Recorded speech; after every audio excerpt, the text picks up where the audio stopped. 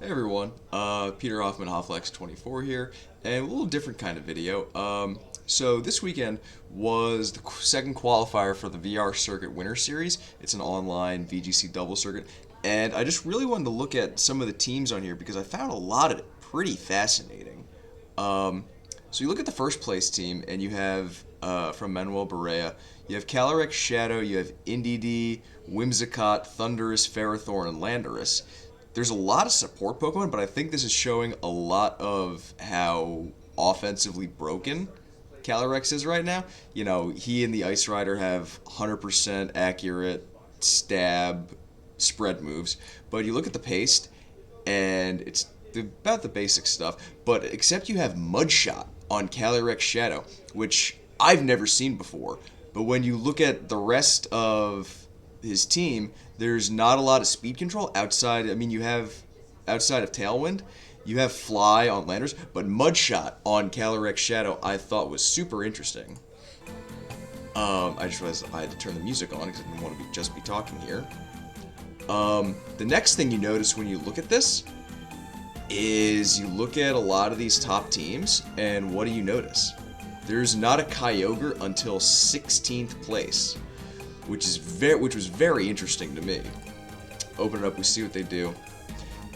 The only Kyogre team was running a Gmax, Venusaur, Torkoal, Urshifu, Tornadus, and Porygon 2, which it's amazing how much changes in so little time that in a big tournament you only have one Kyogre.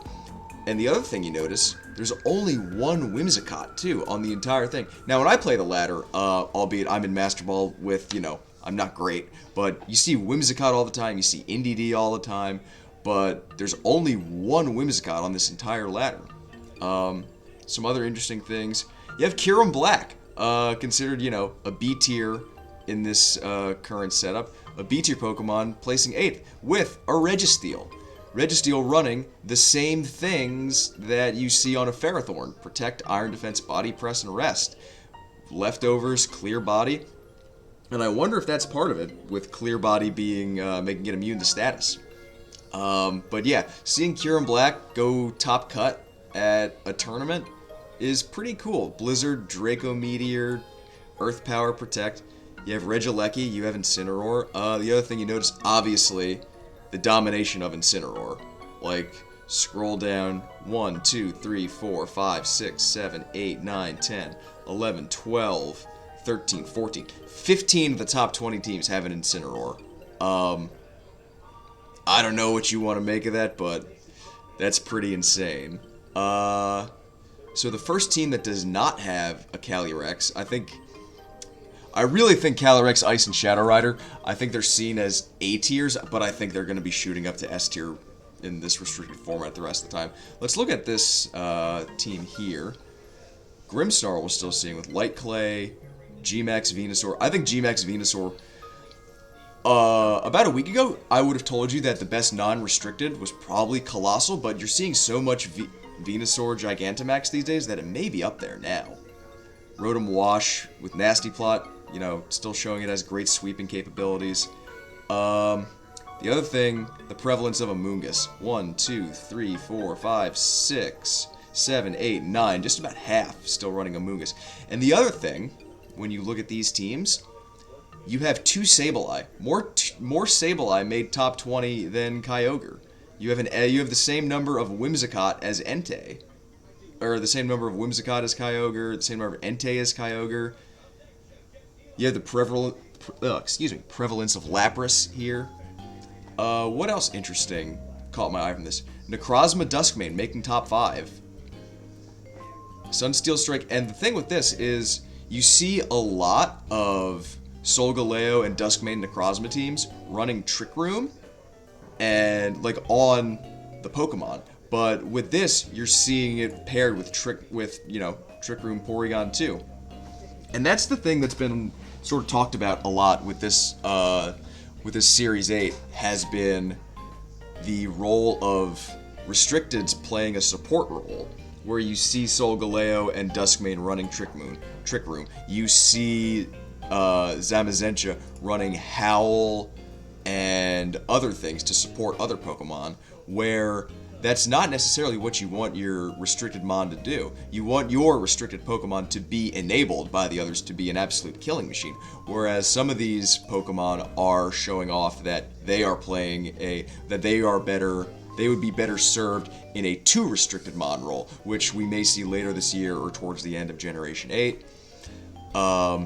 Keep scrolling. Our first Xerneas doesn't come until 11th place, which I'm a little shocked at. And it's a Xerneas without an NDD with it. But you look at it, you have Amoonguss and you have Xerneas, so I assume that was this person's lead. Fairy Aura, Incineroar again, Amoonguss with Spore, Rage Powder. The other thing I want to see with the prevalence of Amoonguss is how many safety goggles you see. Like, I haven't clicked on this team, Sam Sharp. I'm going to assume that this Moltres has safety goggles for other Amoonguss. And the Moltres Galar ran weakness policy. Damn, I was wrong.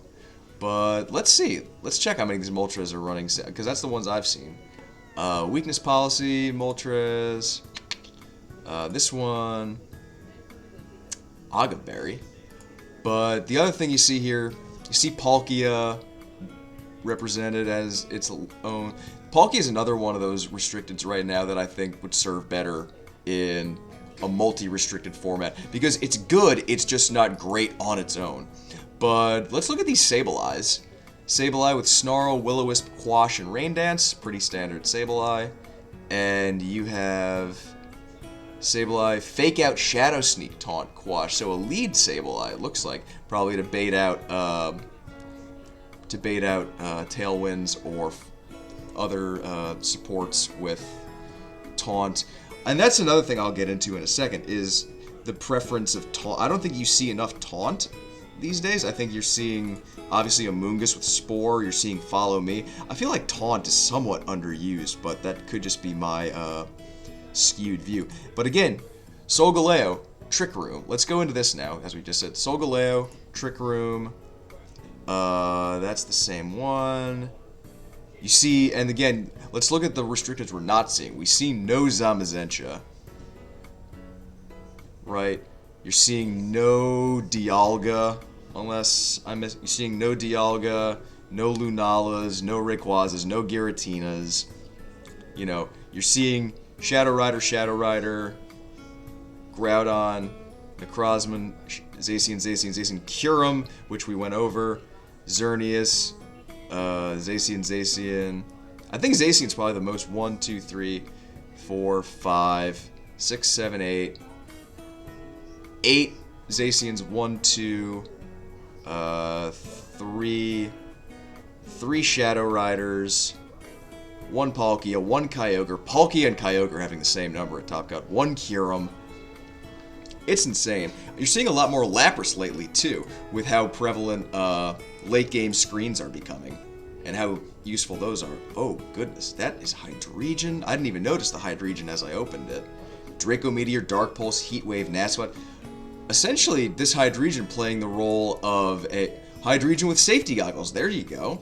So you're essentially getting the idea of Hydreigon as Moltres, but a Dragon type with it. That's interesting. Draco Meteor, Dark Pulse, Heat Wave, Nasty Plot. That's another thing I was talking about, is the things that you're going to see from those support restricted mons can be recreated so easily elsewhere. Like, you could have a Trick Room, like, you look at Jellicent, and it can get Water Spout and it can get Trick Room.